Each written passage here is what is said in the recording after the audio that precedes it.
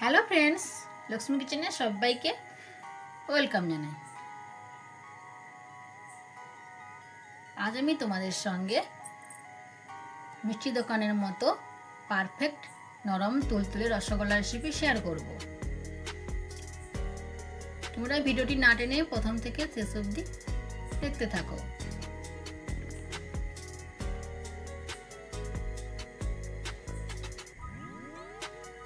আশা করি এই রেসিপি তোমাদের সবাই ভালো লাগবে এবং তোমরাও সহজে বাড়িতে বানিয়ে ফেলতে পারবে। প্রথমে দেখো, আমি গ্যাসের মধ্যে কড়াই বসিয়ে দিয়েছি আর নিয়েছি ছোট কাঁচের বাটিতে 1 বাটি চিনি। আর এই 1 বাটি চিনির মধ্যে আমি দেব 5 বাটি জল।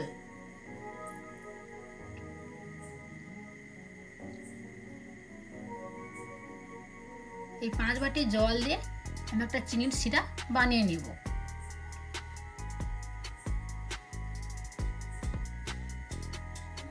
এই চিনির জলটা কিছুটা ফুটে উঠলে এর মধ্যে আমি 1 চামচ ময়দা জলে গুলে দিয়ে দেব। তাতে কি হবে, এই চিনির মধ্যে যে নোংরা পদার্থ থাকে সেটা কিন্তু উপরে ভেসে যাবে। দেখতে পাচ্ছ চিনির মধ্যে কত নোংরা থাকে। এবার আমি একটা বড় হাতা দিয়ে তুলে নিচ্ছি নোংরাগুলোকে।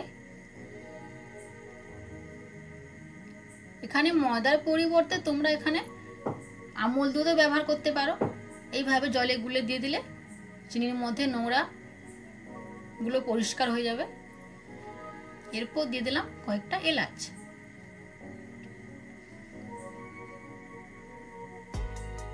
এলাচ দিয়ে কিছুক্ষণ ফুটিয়ে নেব। ফোটানো হয়ে গেলে আমি এটাকে একটা পাত্রের মধ্যে নামিয়ে রেখে দেব।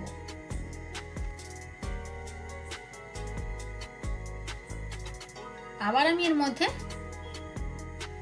1 বাটি চিনি দিয়ে আবার একটা পাতলা শিরা বানিয়ে নেব। সেটা আমি রেখে দিলাম। এটার মধ্যে আমি রসগোল্লাকে তৈরি করব।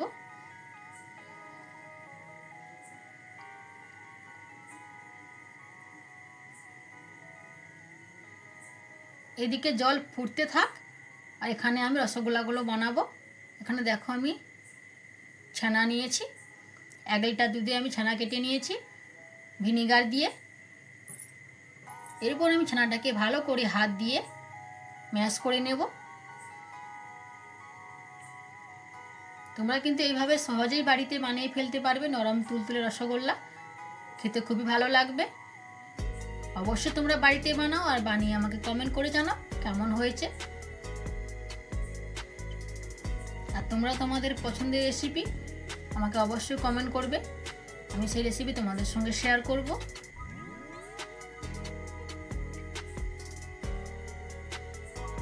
ছানাগুলো ভালো করে ম্যাশ হয়ে গেলে এর মধ্যে দিয়ে দেব কিছু উপকরণ।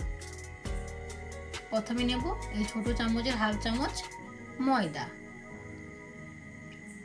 ময়দা দিলে ভালো বাইন্ডিং হবে। আর দেব অ্যারারুট, যাতে গলার গায়ে কোনো ফাটা দাগ না থাকে, সুন্দরভাবে পালিশ হয়ে যায় তার জন্য। আর এখানে নিয়েছি চিনি আর এলাচের বীজ, আমি গুঁড়ো করে নিয়েছি। এরপর দেব চিনি। চিনি দিলে কি হবে, গোল্লার মধ্যে ভিতরে যে জালি ভাবটা থাকে সেটা থাকবে, তার জন্য এখানে আমি চিনি ব্যবহার করছি। এবার আমি সমস্ত উপকরণ ভালো করে মিশিয়ে নেব। মিশিয়ে ছানাকে একটা ডো বানিয়ে নেব। এবার ডো থেকে আমি 1 করে গোল করে রসগোল্লাগুলো বানিয়ে নেব।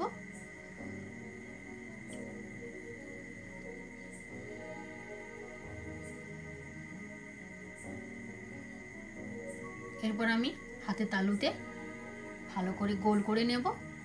রসগোল্লার গায়ে যেন কোনো ফাটা দাগ না থাকে, তাহলে কি হবে, গলাগুলো বানানোর সময় ফেটে যাবে। একদম প্লেন করতে হবে, নরম মসৃণ যেন হয় সেইভাবে হাতের মধ্যে গোল করে নিব।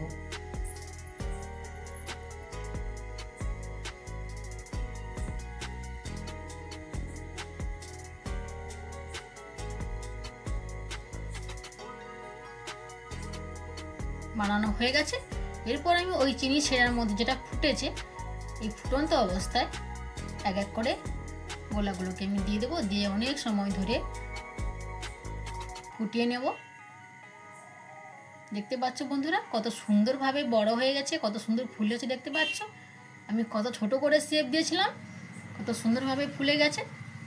অনেক সময় ধরে এটাকে ফুটিয়ে নেব, ভালো করে সেদ্ধ করে নেব। দেখতে পাচ্ছ বন্ধুরা কত সুন্দরভাবে হয়ে গেছে গল্লাগুলো। এরপর আমি আগের যে চিনি শিরাটা বানিয়েছিলাম ওটার মধ্যে আমি দিয়ে দেব।